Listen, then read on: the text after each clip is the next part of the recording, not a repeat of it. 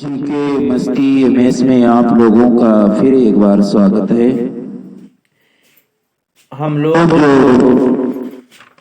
16वां topic ले चल रहे थे, ब्रिटिश सत्ता का विस्तार बंगाल, मैसूर, पंजाब आदि के संदर्भ में भारतीय इतिहास के अंतर्गत लूसेंट बुक से एक्सप्लेन हो रहा था। बंगाल के गवर्नर जनरल, भारत के गवर्नर जनरल और भारत के वायसराय, प्रथम वायसराय लॉर्ड कैनिंग तक हो गया था। लूसेंट ऑप्शन से 40 क्वेश्चन भी हो गए थे। इसमें लॉर्ड कैनिंग के बाद जो वायसराय हुए उनके बारे में और 41 से 60 क्वेश्चन लूसेंट ऑप्शनल से वो देखे जाएंगे। तो देखते हैं 41वां क्वेश्चन है, प्लासी के युद्ध में केवल कुछ सरदारों ने सिराजुद्दौला का साथ दिया। वे सरदार निम्नलिखित में से कौन थे? मोहनलाल थे, राय दुर्लभ थे, राजवल्लभ थे, मीर मदान थे या खादिम खां थे? तो मोहनलाल और मीर मदान ने प्लासी के युद्ध में केवल 2 ही सरदारों ने सिराजुद्दौला का साथ दिया था, बाकी कुछ सरदार इसके धोखा दे गए थे। तो ये तो 41वां क्वेश्चन हुआ। शेष क्वेश्चन बाद में देखेंगे। लॉर्ड कैनिंग के बाद में जो वायसराय हुए, लॉर्ड एल्गिन हुए 1862 से 1863 ईस्वी तक। लॉर्ड एल्गिन वहाबी आंदोलन का इन्होंने दमन किया और 1863 ईस्वी में धर्मशाला में इसकी मृत्यु हो गई। धर्मशाला यानी हिमाचल प्रदेश में लॉर्ड एल्गिन की मृत्यु हो गई। इसने वहाबी आंदोलन का दमन किया था। इसके बाद जो वायसराय हुए लॉर्ड लॉरेंस 1864 से 1869 तक इनका शासन रहा। लॉर्ड लॉरेंस 1864 से 1869 तक। लॉर्ड लॉरेंस ने 1865 ईस्वी में भूटान ने ब्रिटिश साम्राज्य पर आक्रमण किया। अफगानिस्तान के संबंध में इसने यानी लॉर्ड लॉरेंस ने हस्तक्षेप की नीति अपनाई, जिसे शानदार निष्क्रियता के नाम से जाना जाता है। जिसे शानदार निष्क्रियता के नाम से जाना जाता है। लॉर्ड लॉरेंस के समय में उड़ीसा में सन 1866 ईस्वी में तथा बुंदेलखंड एवं राजपुताना में 1868-69 में भीषण अकाल पड़ा था। 1866 में उड़ीसा में और 1868-69 में राजपुताना में भीषण अकाल। लॉर्ड लॉरेंस ने ही हेनरी कैंपवेल के नेतृत्व में एक अकाल आयोग का गठन किया था। हेनरी कैंपवेल सन 1865 ईस्वी में लॉर्ड लॉरेंस द्वारा भारत एवं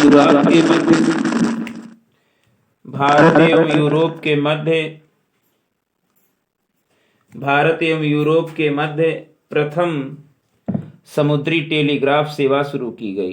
प्रथम समुद्री टेलीग्राफ सेवा शुरू की गई। अगला वायसराय है लॉर्ड मेयो 1869 से 1872 ईस्वी तक। लॉर्ड मेयो ने अपने अजमेर में 1872 ईस्वी में मेयो कॉलेज की स्थापना की।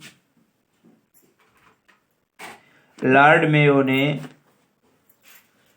1872 ईस्वी में मेयो कॉलेज की स्थापना की।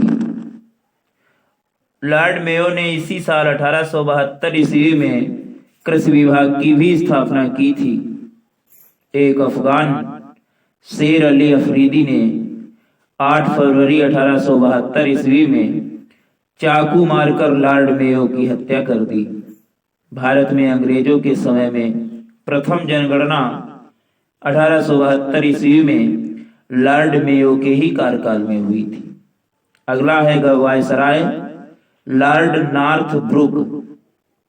लॉर्ड नॉर्थब्रुक 1872 से 1876 ईस्वी तक। लॉर्ड नॉर्थब्रुक के समय में बंगाल में भयानक अकाल पड़ा। लॉर्ड नॉर्थब्रुक ने बड़ौदा के मल्हार राव गायकवाड़ को भ्रष्टाचार के आरोप में पदच्युत कर मद्रास भेज दिया। लॉर्ड नॉर्थब्रुक ने यह घोषणा की, मेरा उद्देश्य करों को हटाना तथा अनावश्यक वैधानिक कार्रवाइयों को बंद करना है। मेरा उद्देश्य करों को हटाना तथा अनावश्यक वैधानिक कार्रवाइयों को बंद करना है। पंजाब का प्रसिद्ध कूका आंदोलन लॉर्ड नॉर्थब्रुक के ही समय में हुआ। लॉर्ड नॉर्थब्रुक के समय में सोज नहर खुल जाने से भारत एवं ब्रिटेन के बीच व्यापार में वृद्धि हुई। अगला है viceroy Lord Lytton. Lord Lytton 1876 से 1880 ईस्वी तक। यह एक प्रसिद्ध उपन्यासकार था। लॉर्ड लिटन जो था एक प्रसिद्ध उपन्यासकार, निबंध लेखक एवं साहित्यकार था। साहित्यकाश में इसे ओवन मैरीडिथ के नाम से जाना जाता है। ओवन मैरीडिथ के नाम से जाना जाता है साहित्य में लॉर्ड लिटन को। लॉर्ड लिटन के समय में बंबई, मद्रास, हैदराबाद, पंजाब, मध्य भारत आदि में भयानक अकाल पड़ा। बंबई, मद्रास, हैदराबाद, पंजाब, मध्य भारत। लॉर्ड लिटन ने रिचर्ड स्ट्रेची की अध्यक्षता में 1878 ईस्वी में एक अकाल आयोग की नियुक्ति की। 1 जनवरी 1877 ईस्वी को ब्रिटेन की महारानी विक्टोरिया को कैसर-ए-हिंद की उपाधि से सम्मानित करने के लिए दिल्ली दरबार का आयोजन किया गया। कैसर-ए-हिंद। मार्च 1878 ईस्वी में लॉर्ड लिटन ने भारतीय समाचार पत्र अधिनियम यानी वर्नाक्यूलर प्रेस एक्ट पारित कर भारतीय समाचार पत्रों पर कठोर प्रतिबंध लगा दिए, विशेषकर राष्ट्रवादी समाचार पत्र सोम प्रकाश पर। इस कानून में प्रावधान था कि अगर किसी अखबार में कोई आपत्तिजनक चीज छपती है तो सरकार उसकी प्रिंटिंग प्रेस सहित सारी संपत्ति जब्त कर सकती है। पायनियर अखबार ने वर्नाक्यूलर प्रेस एक्ट 1878 ईस्वी का समर्थन किया। जो वर्नाक्यूलर प्रेस एक्ट था 1878, उसका समर्थन किया था पायनियर अखबार ने। किसने? पायनियर अखबार ने। लॉर्ड लिटन के ही समय में सन 1878 ईस्वी को भारतीय शस्त्र अधिनियम पारित हुआ, जिसके तहत शस्त्र रखने एवं व्यापार करने के लिए लाइसेंस को अनिवार्य बना दिया। लॉर्ड लिटन के ही समय में 1878 में इसने सिविल सेवा परीक्षाओं में प्रवेश की अधिकतम आयु सीमा 21 से घटाकर 19 वर्ष कर दी। 1857 में सिविल सेवा परीक्षा में सम्मिलित होने की आयु 22 वर्ष निर्धारित की गई थी। 1859 में आयु सीमा को घटाकर 22 वर्ष और 1866 में इसको घटाकर 21 वर्ष कर दिया गया। लॉर्ड लिटन ने अलीगढ़ में एक मुस्लिम एंग्लो प्राच्य महाविद्यालय की स्थापना की। लिटिल ने अलीगढ़ में एक मुस्लिम एंग्लो प्राच्य महाविद्यालय की स्थापना की। तो ये तो थे लॉर्ड लिटन 1876 से 1880 तक। इसके बाद जो वायसराय बना वो बना लॉर्ड रिपन 1880 से 1884 तक। लॉर्ड रिपन प्रधानमंत्री ग्लैडस्टोन के परामर्श पर लॉर्ड रिपन ने सर्वप्रथम समाचार पत्रों की स्वतंत्रता को बहाल करते हुए सन 1882 ईस्वी में वर्नाक्यूलर प्रेस एक्ट को समाप्त कर दिया और भारतीय भाषाओं में प्रकाशित होने वाले समाचार पत्रों को भी वही सुविधाएं दी गई जो अन्य समाचार पत्रों को प्राप्त थी। लॉर्ड रिपिन ने सिविल सेवा में प्रवेश की अधिकतम आयु सीमा को 19 वर्ष से बढ़ाकर 21 वर्ष कर दिया, जो 1866 में घटाकर 21 वर्ष किया गया था और फिर घटाई गई थी, लेकिन अब लॉर्ड रिपिन ने फिर 21 वर्ष कर दिया। लॉर्ड रिपिन स्थानीय स्वशासन की शुरुआत की। 18 मई 1882 को स्थानीय स्वशासन संबंधी एक कानून बनाया, जिसके आधार पर विभिन्न प्रांतों में 1883 से 1885 के मध्य स्थानीय स्वशासन संबंधी कानून बनाए गए। लॉर्ड रिपिन के समय में ही भारत में सन 1881 ईस्वी में सर्वप्रथम नियमित जनगणना करवाई गई। तब से लेकर अब तक प्रत्येक 10 वर्ष के अंतराल पर जनगणना की जाती है। भारत में पहली बार जनगणना 1872 ईस्वी में शुरू हुई थी, लॉर्ड मेयो के समय में, लेकिन विधिवत 10 वर्षीय गणना लॉर्ड रिपिन के समय में।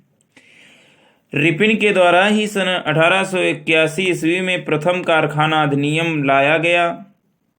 इसमें 7 वर्ष से कम आयु के बच्चों को काम करने पर प्रतिबंध लगा दिया गया और 7 से 12 वर्ष के श्रमिकों के लिए 9 घंटे से अधिक कार्य कराया जाना प्रतिबंधित कर दिया गया। यह एक्ट चाय, कॉफी और नील की खेती पर लागू नहीं था। चाय, कॉफी और नील। लॉर्ड रिपिन के समय में शैक्षिक सुधारों के अंतर्गत विलियम हंटर की अध्यक्षता में एक आयोग गठित किया गया। विलियम हंटर 2 फरवरी 1883 ईस्वी को यूरोपियों के विरुद्ध भारतीय न्यायाधीशों द्वारा मुकदमे की सुनवाई के लिए इल्बर्ट विधेयक प्रस्तुत किया गया, लेकिन यूरोप वासियों के प्रबल विरोध के कारण इसे वापस लेना पड़ा। अंग्रेजों द्वारा इस विधेयक के विरोध में किए गए विद्रोह को श्वेत विद्रोह के नाम से जाना जाता है। फ्लोरेंस नाइटिंगेल ने रिपन को भारत के उद्धारक की संज्ञा दी। भारत के उद्धारक की संज्ञा दी फ्लोरेंस नाइटिंगेल ने। तो ये तो थे लॉर्ड रिपिन। अगले जो वायसराय हुए लॉर्ड डफरिन 1884 से 1888 ईस्वी तक। लॉर्ड डफरिन के समय में तृतीय आंग्ल बर्मा युद्ध यानी 85 ईस्वी में 85 से 88 ईस्वी तक हुआ, 1885 से 1888 तक, और बर्मा को अंतिम रूप से अंग्रेजी राज्य में मिला लिया गया। इसी समय Bengal tenancy act, Awadh tenancy act तथा पंजाब टेनेंसी एक्ट पारित हुआ। लॉर्ड डफरिन के ही समय की सबसे महत्वपूर्ण घटना थी 28 दिसंबर 1885 ईस्वी को बंबई में A.O. हुम के नेतृत्व में भारतीय राष्ट्रीय कांग्रेस की स्थापना। लॉर्ड डफरिन के ही समय की घटना थी। अगला वायसराय लॉर्ड लैंसडाउन 1888 से 1894 ईस्वी तक। लॉर्ड लैंसडाउन भारत और अफगानिस्तान के मध्य सीमा रेखा डूरंड का निर्धारण इसी समय हुआ, लॉर्ड लैंसडाउन के समय। 1891 ईस्वी में दूसरा कारखाना अधिनियम लाया गया, जिसमें स्त्रियों को 11 घंटे प्रतिदिन से अधिक काम करने पर प्रतिबंध लगाया गया। साथ ही सप्ताह में 1 दिन छुट्टी की व्यवस्था भी की गई, लॉर्ड लैंसडाउन के समय में। अगला वायसराय है लॉर्ड एल्गिन द्वितीय। लॉर्ड एल्गिन, एक लॉर्ड एल्गिन जो था वो 1862 से 63 तक था, जिसकी धर्मशाला में 1863 में मृत्यु हो गई थी। ये लॉर्ड एल्गिन द्वितीय हुए 1894 से 1899 ईस्वी तक। भारत को तलवार के बल पर विजित किया गया और तलवार के बल पर ही इसकी रक्षा की जाएगी, ऐसा कहता था लॉर्ड एल्गिन द्वितीय। लॉर्ड एल्गिन द्वितीय का कथन था, भारत को तलवार के बल पर विजित किया गया और तलवार के बल पर ही इसकी रक्षा की जाएगी। 1895 से 1898 ईस्वी के मध्य उत्तर प्रदेश, बिहार, पंजाब एवं मध्य प्रदेश में भयंकर अकाल पड़ा था लॉर्ड एल्गिन द्वितीय के समय में। अगला है वायसराय लॉर्ड कर्जन, 1899 से 1905 ईस्वी तक। 1899 ईस्वी से 1905 ईस्वी तक। 1899 ईस्वी में कर्जन ने भारतीय टंकण और पत्र मुद्रा अधिनियम, भारतीय टंकण एवं पत्र मुद्रा अधिनियम पारित कराकर अंग्रेजी स्वर्ण मुद्रा को भारत की कानूनी मुद्रा घोषित कर दिया। अंग्रेजी स्वर्ण मुद्रा को भारत की कानूनी मुद्रा घोषित कर दिया। शासन की कार्यक्षमता के आधार पर लॉर्ड कर्जन ने रिपन द्वारा स्थापित स्थानीय स्वशासन की प्रणाली पर आघात किया और 1899 ईस्वी में कलकत्ता कॉरपोरेशन अधिनियम बनाया। लॉर्ड कर्जन ने सन 1901 ईस्वी में सर कॉलिन स्कॉट मॉनक्रीफ की अध्यक्षता में एक सिंचाई आयोग, टॉमस रॉबर्टसन की अध्यक्षता में एक रेलवे आयोग, 1902 में सर एंड्रू फ्रेजर की अध्यक्षता में एक पुलिस आयोग एवं सर टॉमस रैले की अध्यक्षता में विश्वविद्यालय आयोग की स्थापना की। लॉर्ड कर्जन ने 1901 ईस्वी में सर कॉलिन स्कॉट मॉनक्रीफ की अध्यक्षता में एक सिंचाई आयोग और टॉमस रॉबर्टसन की अध्यक्षता में एक रेलवे आयोग, 1902 ईस्वी में सर एंड्रू फ्रेजर की अध्यक्षता में एक पुलिस आयोग एवं सर टॉमस रैले की अध्यक्षता में विश्वविद्यालय आयोग की स्थापना की। 1904 ईस्वी में भारतीय विश्वविद्यालय अधिनियम पास किया गया। लॉर्ड कर्जन ने सर एंटनी मैकडॉनल्ड की अध्यक्षता में एक अकाल आयोग का गठन किया। Sir Antony MacDonald. Lord Curzon ने सैन्य अधिकारियों के प्रशिक्षण के लिए क्वेटा में एक कॉलेज की स्थापना की। क्वेटा। प्राचीन स्मारक परीक्षण अधिनियम 1904 ईस्वी के द्वारा कर्जन ने भारत में पहली बार ऐतिहासिक इमारतों की सुरक्षा एवं मरम्मत की ओर ध्यान दिया। इस कार्य के लिए कर्जन को भारतीय पुरातत्व विभाग की स्थापना करनी पड़ी। भारतीय पुरातत्व विभाग। लॉर्ड कर्जन के समय 1904 में सहकारी उधार समिति अधिनियम बनाया गया। सहकारी उधार समिति अधिनियम बनाया गया जिसके द्वारा सहकारी समितियों की स्थापना करके किसानों को उचित ब्याज पर रुपया कर्ज देने की व्यवस्था की गई। लॉर्ड कर्जन ने कृषि बैंक भी खुलवाए।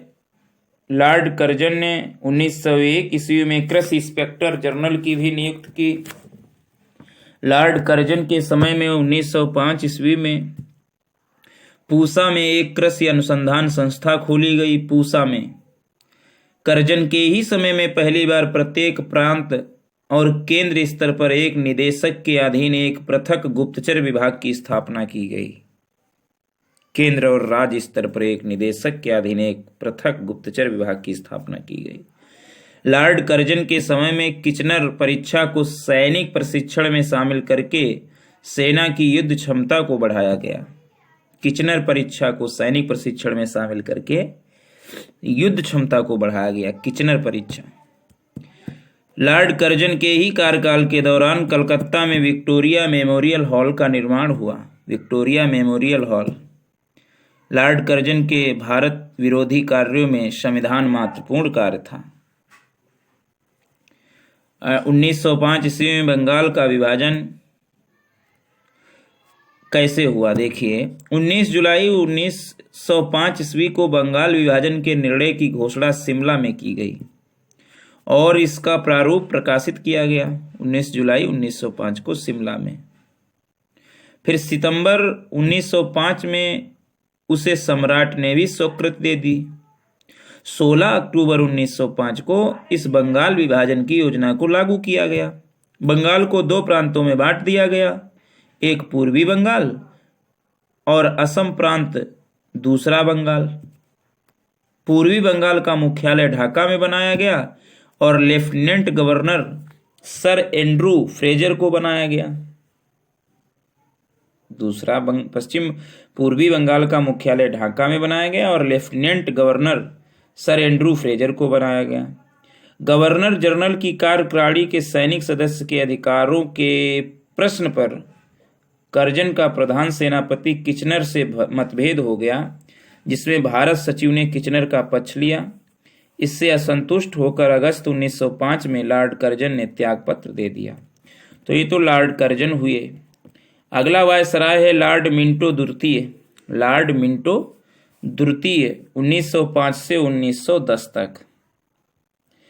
देखिए, लॉर्ड मिंटो द्वितीय के समय में आगा खां एवं सलीम उल्ला खां के द्वारा ढाका में 1906 ईस्वी में मुस्लिम लीग की स्थापना हुई।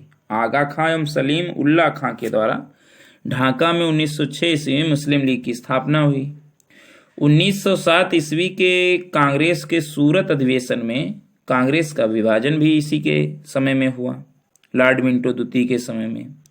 लॉर्ड मिंटो द्वितीय के शासनकाल में 1907 ईस्वी में आंग्ल एवं रूसी प्रतिनिधिमंडलों के बीच बैठक हुई। आंग्ल एवं रूसी प्रतिनिधिमंडलों के बीच लॉर्ड मिंटो द्वितीय के ही समय में मुसलमानों के लिए अलग निर्वाचन व्यवस्था मार्ले मिंटो सुधार अधिनियम 1909 ईस्वी के द्वारा किया गया। मार्ले मिंटो सुधार अधिनियम 1909 ईस्वी। अगला है लॉर्ड हार्डिंग द्वितीय। अगला जो है वायसराय लॉर्ड हार्डिंग द्वितीय 1910 से 1916 ईस्वी तक। देखिए, लॉर्ड हार्डिंग द्वितीय के समय में ब्रिटेन के राजा जॉर्ज पंचम भारत आए। 12 दिसंबर 1911 ईस्वी में दिल्ली में एक भव्य दरबार का आयोजन हुआ।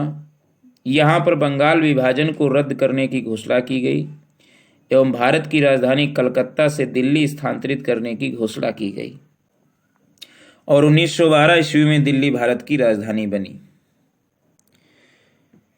23 दिसंबर 1912 ईस्वी को लॉर्ड हार्डिंग पर दिल्ली में बम फेंका गया। इस कांड में भाई बाल मुकुंद को फांसी की सजा दी गई।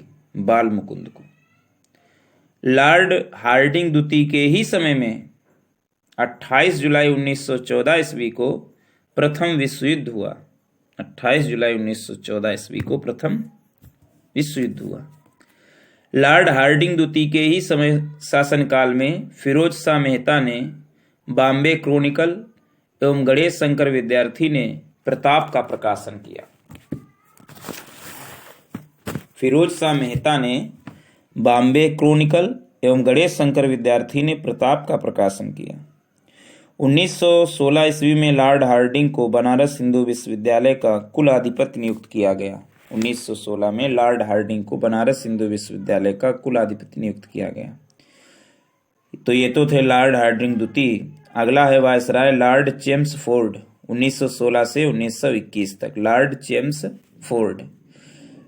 कांग्रेस के लखनऊ अधिवेशन 1916 ईस्वी में कांग्रेस का एकीकरण हुआ एवं मुस्लिम लीग के साथ समझौता हुआ। 1916 ईस्वी में पूना में महिला विश्वविद्यालय की स्थापना हुई। 1916 ईस्वी में पूना में। लॉर्ड चेम्सफोर्ड के ही काल में 1917 ईस्वी में शिक्षा पर सैडलर आयोग का गठन किया गया। सैडलर आयोग। लॉर्ड चेम्सफोर्ड के ही काल में 1919 ईस्वी में रोलेट एक्ट पारित हुआ। लॉर्ड चेम्सफोर्ड के ही काल में 13 अप्रैल 1919 ईस्वी को जलियांवाला बाग अमृतसर हत्याकांड हुआ। खिलाफत आंदोलन एवं गांधी जी का असहयोग आंदोलन लॉर्ड चेम्सफोर्ड के ही समय में प्रारंभ हुआ। तृतीय अफगान युद्ध भी लॉर्ड चेम्सफोर्ड के ही समय में हुआ था। तृतीय अफगान युद्ध। तो ये तो थे लॉर्ड चेम्सफोर्ड। अगला है लॉर्ड रीडिंग। लॉर्ड रीडिंग 1921 से 1926 ईस्वी तक। Lord reading. 5 फरवरी 1922 ईस्वी को घटी चौरी चौरा कांड उत्तर प्रदेश के गोरखपुर जिले में। तो चौरी चौरा कांड के बाद महात्मा गांधी ने अपना असहयोग आंदोलन वापस ले लिया। 1923 ईस्वी में चित्तरंजन दास एवं मोतीलाल नेहरू ने इलाहाबाद में कांग्रेस के अंतर्गत स्वराज पार्टी की स्थापना की। 1923 ईस्वी के चुनाव में इस दल को मध्य प्रांत एवं बंगाल में पूर्ण बहुमत मिला। मध्य प्रांत एवं बंगाल में पूर्ण बहुमत मिला। लॉर्ड रीडिंग के ही काल में प्रिंस ऑफ वेल्स ने नवंबर 1921 ईस्वी में भारत की यात्रा की इसी दिन पूरे भारत में हड़ताल का आयोजन किया गया जब 1921 में प्रिंस ऑफ वेल्स ने यात्रा की भारत की।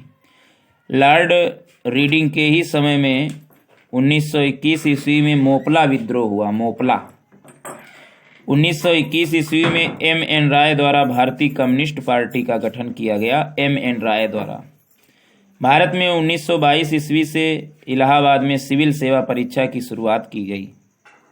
लॉर्ड रीडिंग के ही समय में 1922 ईस्वी से इलाहाबाद में सिविल सेवा परीक्षा की शुरुआत की गई। 1922 ईस्वी में विश्व भारती विश्वविद्यालय ने कार्य करना प्रारंभ कर दिया। विश्व भारती विश्वविद्यालय ने कार्य करना भी प्रारंभ कर दिया। 1925 ईस्वी में प्रसिद्ध आर्य समाजी राष्ट्रवादी नेता स्वामी श्रद्धानंद की हत्या कर दी गई। स्वामी श्रद्धानंद की हत्या कर दी गई लॉर्ड रीडिंग के ही समय में। अगला वायसराय है लॉर्ड इरविन। लॉर्ड इरविन 1926 से 1931 तक लॉर्ड इरविन रहा। देखिए 3 फरवरी 1928 ईस्वी को 3 फरवरी 1928 ईस्वी को साइमन कमीशन बंबई पहुंचा। लाला लाजपत राय की मृत्यु के बदले भारतीय चरमपंथियों द्वारा दिल्ली के असेंबली हॉल में 1929 में बम फेंका गया। लॉर्ड इरविन के ही समय में लाहौर जेल में जतिन दास ने 13 जुलाई 1929 ईस्वी को भूख हड़ताल शुरू की और भूख हड़ताल के 64वें दिन यानी 13 सितंबर 1929 ईस्वी को 13 जुलाई शुरू की और 13 सितंबर 1929 ईस्वी को उनकी मृत्यु हो गई। भूख हड़ताल के कारण भारतीय एवं अंग्रेज कैदियों के बीच व्यवहार किया जाने वाला भेदभाव था। भूख हड़ताल का कारण भारतीय एवं अंग्रेज कैदियों के बीच व्यवहार में किया जाने वाला भेदभाव था। लॉर्ड इरविन के इस समय में 1929 ईस्वी में भारत के लाहौर अधिवेशन में पूर्ण स्वराज का लक्ष्य निर्धारित किया गया और 26 जनवरी 1930 ईस्वी को स्वतंत्रता दिवस मनाने की घोषणा की गई। सविनय अवज्ञा आंदोलन के दौरान महात्मा गांधी को 5 मई 1930 ईस्वी को गिरफ्तार कर लिया गया। 25 जनवरी 1931 ईस्वी को वायसराय इरविन बिना कोई शर्त के उन्हें रिहा कर दिया। 12 नवंबर 1930 ईस्वी में लंदन में प्रथम गोलमेज सम्मेलन हुआ। इस सम्मेलन में कांग्रेस ने भाग नहीं लिया। 4 मार्च 1931 ईस्वी को गांधी इरविन समझौते पर हस्ताक्षर किया गया और साथ ही सविनय अवज्ञा आंदोलन को स्थगित भी किया गया। ये खबर दी गजेटियर ऑफ इंडिया के अनुसार। तो ये तो थे लॉर्ड इरविन। अगला वायसराय है लॉर्ड वेलिंगटन 1931 से 1936 ईस्वी। लॉर्ड वेलिंगटन के समय में लंदन में 7 सितंबर से 1 दिसंबर 1931 ईस्वी तक द्वितीय गोलमेज सम्मेलन का आयोजन हुआ। 7 सितंबर से 1 दिसंबर 1931 तक। इस सम्मेलन में कांग्रेस ने भी भाग लिया। कांग्रेस का प्रतिनिधित्व महात्मा गांधी ने किया। दूसरे गोलमेज सम्मेलन की असफलता के बाद महात्मा गांधी ने 3 जनवरी 1932 ईस्वी को दोबारा सविनय अवज्ञा आंदोलन प्रारंभ कर दिया। 16 अगस्त 1932 ईस्वी में रैमजे मैकडोनाल्ड ने विवादास्पद सांप्रदायिक पंचाट की घोषणा की। 16 अगस्त 1932 ईस्वी में रैमजे मैकडोनाल्ड ने विवादास्पद सांप्रदायिक पंचाट की घोषणा की। इस पंचाट के अनुसार दलितों को हिंदुओं से अलग मानकर उन्हें अलग प्रतिनिधित्व देने को कहा गया और दलित वर्गों के लिए अलग निर्वाचन मंडल का प्रावधान किया गया। इससे गांधी जी बहुत दुखी हुए और उन्होंने इसे हटाने के लिए आमरण उपवास आरंभ कर दिया। अंत में एक समझौता, जिसे प्रायः पूना समझौता कहते हैं, किया गया। इसमें दलित वर्गों के लिए साधारण वर्गों में ही सीटों का आरक्षण किया गया। पूना समझौता 24 सितंबर 1932 को हुआ था। 24 सितंबर 1932। 17 नवंबर से 24 दिसंबर 1932 ईस्वी तक 17 नवंबर से 24 दिसंबर 1932 ईस्वी तक लंदन में तृतीय गोलमेज सम्मेलन का आयोजन हुआ। कांग्रेस ने इसमें भाग नहीं लिया। लॉर्ड वेलिंगटन के ही समय में 1934 ईस्वी में बिहार में भयंकर भूकंप आया। लॉर्ड वेलिंगटन के ही समय में भारत सरकार अधिनियम 1935 पास किया गया। लॉर्ड वेलिंगटन ने कांग्रेस के बंबई अधिवेशन 1915 ईस्वी में हिस्सा लिया था। इस अधिवेशन की अध्यक्षता सर सत्येंद्र प्रसन्न सिन्हा ने की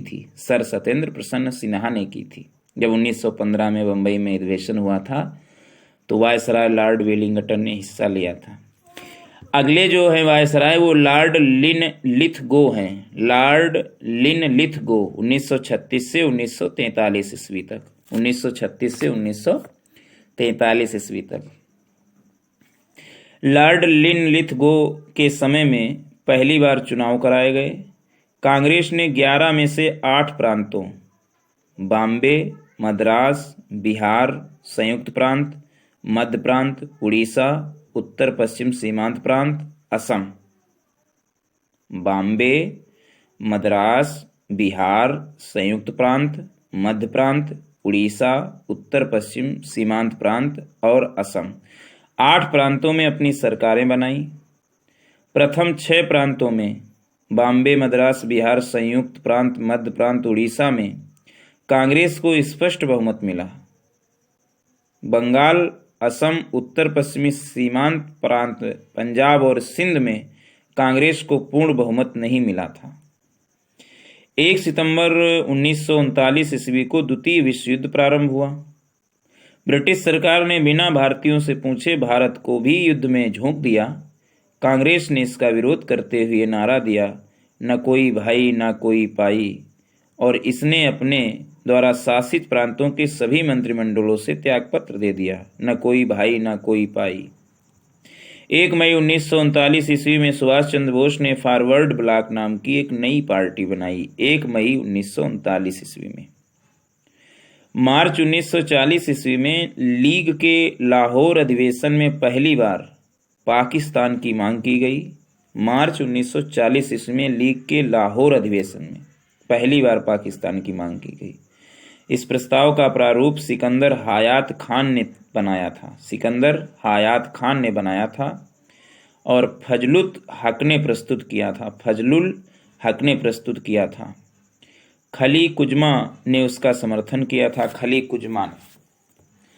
8 अगस्त 1940 ईस्वी को अगस्त प्रस्ताव अंग्रेजों के द्वारा लाया गया। मार्च 1942 ईस्वी में क्रिप्स मिशन भारत आया। कांग्रेस और मुस्लिम लीग दोनों ने क्रिप्स प्रस्तावों को अस्वीकार कर दिया।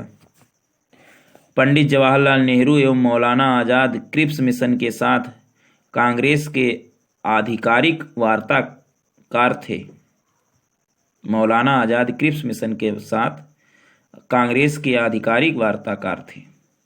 9 अगस्त 1942 ईस्वी को कांग्रेस ने भारत छोड़ो आंदोलन प्रारंभ किया। भारत छोड़ो आंदोलन को अगस्त क्रांति के नाम से भी जानते हैं। लॉर्ड लिनलिथगो के समय में ही बंगाल में 1943 ईस्वी में भयंकर अकाल पड़ा। तो ये तो लॉर्ड लिनलिथगो था। अगले जो वायसराय हैं लॉर्ड वेवेल 1944 से 1947 ईस्वी तक।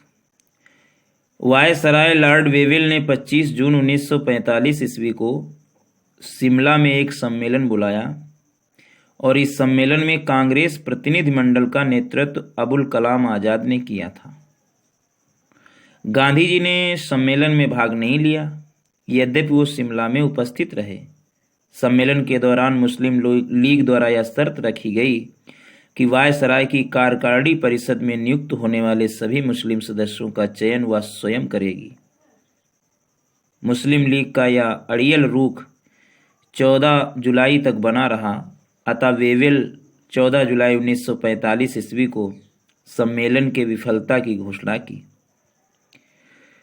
1945 में बनी क्लीमेंट एटली की अध्यक्षता वाली लेबर पार्टी की सरकार द्वारा 1945 में बनी क्लीमेंट एटली की अध्यक्षता वाली लेबर पार्टी की सरकार द्वारा की गई प्रथम कार्यवाही के अंतर्गत भारत में आम चुनाव करवाना था।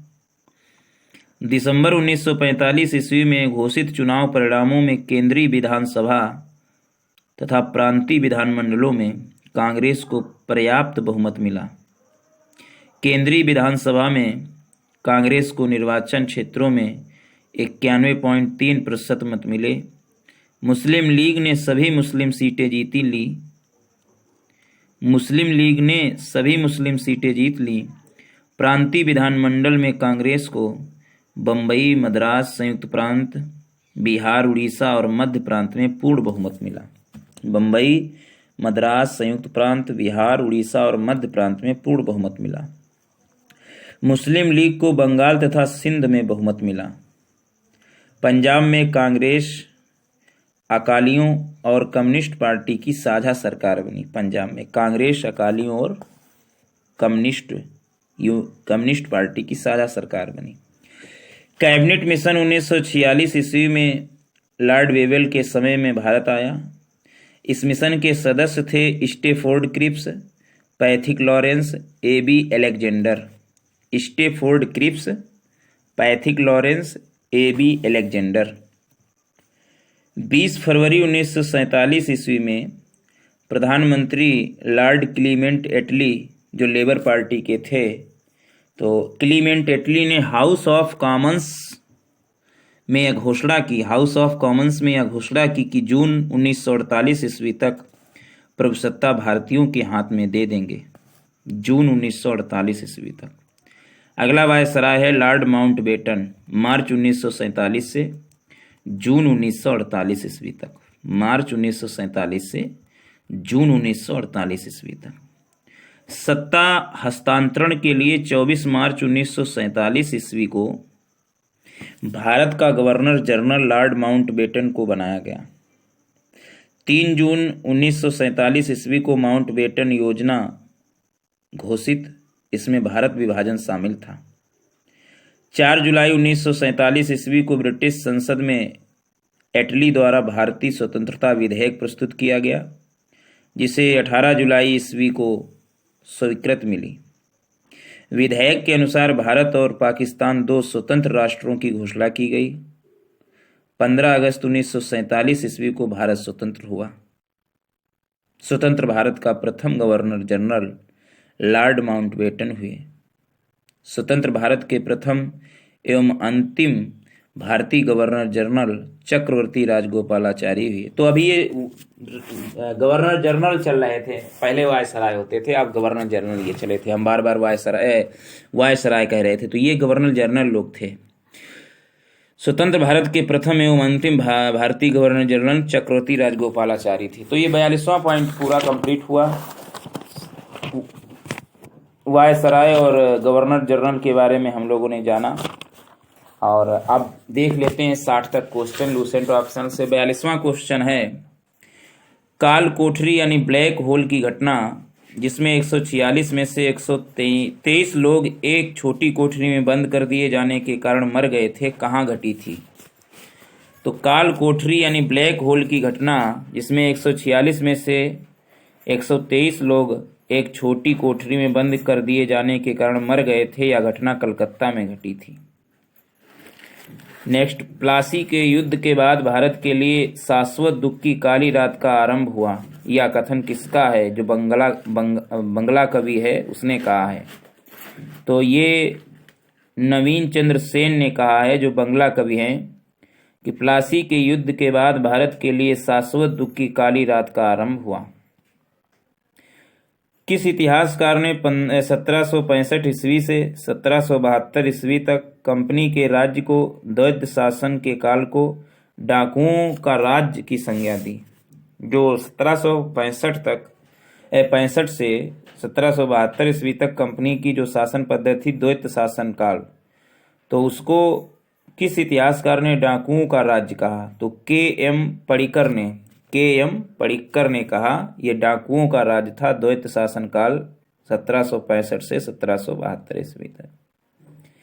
सुरक्षा प्रकोष्ठ नीति संबंधित किससे है? तो सुरक्षा प्रकोष्ठ नीति यानी रिंग फेंस पॉलिसी या सुरक्षा प्रकोष्ठ नीति वारेन हेस्टिंग्स से संबंधित है। इलाहाबाद की संधि 1765 ईस्वी के बाद रॉबर्ट क्लाइव ने मुर्शिदाबाद का उपदीवान किसे बनाया था? तो इलाहाबाद की संधि 1765 ईस्वी के बाद रॉबर्ट क्लाइव ने मुर्शिदाबाद का उपदीवान मोहम्मद रजा खान को बनाया था। उपदीवान मोहम्मद रजा खान को बनाया था। 47वां क्वेश्चन है, किस भारतीय को रॉबर्ट क्लाइव ने बिहार का नायब दीवान नियुक्त किया था? तो राजा सिताब राय को रॉबर्ट क्लाइव ने बिहार का नवाब दीवान बनाया था। रणजीत सिंह ने सुप्रसिद्ध कोहिनूर हीरा प्राप्त किया था। तो रणजीत सिंह ने सुप्रसिद्ध कोहिनूर हीरा शाह शुजा से प्राप्त किया था, शाह शुजा से। ब्रिटिश जनरल जिसने हैदर अली को पोर्टो नोवा के युद्ध में हराया, तो सर आयरकूट जो था ब्रिटिश जनरल जिसने हैदर अली को पोर्टो नोवा के युद्ध में हराया, सर आयरकूट ने। 50वां क्वेश्चन है, महाराजा रणजीत सिंह के उत्तराधिकारी कौन थे? तो महाराजा रणजीत सिंह के उत्तराधिकारी खड़क सिंह थे। अगला सुमेलित नहीं है वो बताना है। लॉर्ड कॉर्नवालिस स्थायी बंदोबस्त प्रणाली सही है। लॉर्ड वेलेजली सहायक संधि प्रणाली सही है। लॉर्ड वेटिंग 1929 का 17वां रेगुलेशन सही है। लॉर्ड हेस्टिंग्स द्वितीय आंग्ल मराठा युद्ध, तो यही गलत है। द्वितीय आंग्ल मराठा युद्ध लॉर्ड हेस्टिंग के समय में नहीं हुआ था। लॉर्ड कॉर्नवालिस स्थायी बंदोबस्त, लॉर्ड वेलेजली सहायक संधि प्रणाली, लॉर्ड वेटिंग 1929 ईस्वी का 17वां रेगुलेशन। 92वां क्वेश्चन है, किस सिख गुरु ने विद्रोही राजकुमार खुसरो की सहायता धन एवं आशीर्वाद से की थी? तो गुरु अर्जुन देव ने विद्रोही राजकुमार खुसरो की सहायता धन एवं आशीर्वाद से की थी। सबसे अधिक निर्णायक युद्ध जिसने अंग्रेजों के भारत में प्रभुत्व को स्थायित्व दे दिया, तो बक्सर का युद्ध सबसे अधिक निर्णायक युद्ध है जिसने अंग्रेजों के भारत में प्रभुत्व को संस्थापित कर दिया। 54वां क्वेश्चन है, 1 नवंबर 1958 ईस्वी को महारानी विक्टोरिया का घोषणा पत्र इलाहाबाद में पढ़कर सुनाया गया। तो 1 नवंबर 1858 को महारानी विक्टोरिया का घोषणा पत्र इलाहाबाद में पढ़कर लॉर्ड कैनिंग के द्वारा सुनाया गया। 55वां क्वेश्चन है, रणजीत सिंह किस मिसल से संबंधित थे? तो रणजीत सिंह सुकरचकिया मिसल से संबंधित थे। न संधावालिया से, न रामगढ़िया से, न अहुलीवालिया से। रणजीत सिंह जो थे वो सुकरचकिया मिसल से संबंधित थे। 56वां क्वेश्चन है, तथा कथित कुशासन के आधार पर किस गवर्नर जनरल ने मैसूर राज्य के प्रशासन को ले लिया था? तो लॉर्ड विलियम वेंटिंग ने तथा कथित कुशासन के आधार पर मैसूर राज्य के प्रशासन को ले लिया था। लॉर्ड विलियम वेंटिंग ने कुशासन के आधार पर मैसूर का राज्य। 57वां क्वेश्चन है, किसने अपनी राजधानी मुर्शिदाबाद से मुंगेर स्थानांतरित की? तो मीर कासिम ने अपनी राजधानी मुर्शिदाबाद से मुंगेर स्थानांतरित की थी। मुर्शिदाबाद से मुंगेर। क्वेश्चन नंबर 58, किसकी समाधि के कारण नदेर गुरुद्वारा सिखों द्वारा पवित्र माना जाता है? तो गुरु गोविंद सिंह की समाधि के कारण नंदेर गुरुद्वारा सिखों द्वारा पवित्र माना जाता है। बक्सर के युद्ध 1764 ईस्वी के समय दिल्ली का शासक कौन था? तो बक्सर का युद्ध 1764 के समय दिल्ली का शासक शाह आलम द्वितीय था। और आज का अंतिम क्वेश्चन नंबर 60वां, टीपू सुल्तान अंग्रेजों के साथ युद्ध में कब मारे गए? तो टीपू सुल्तान अंग्रेजों के साथ युद्ध में 1799 को मारे गए। बार बार इस वीडियो को देखें।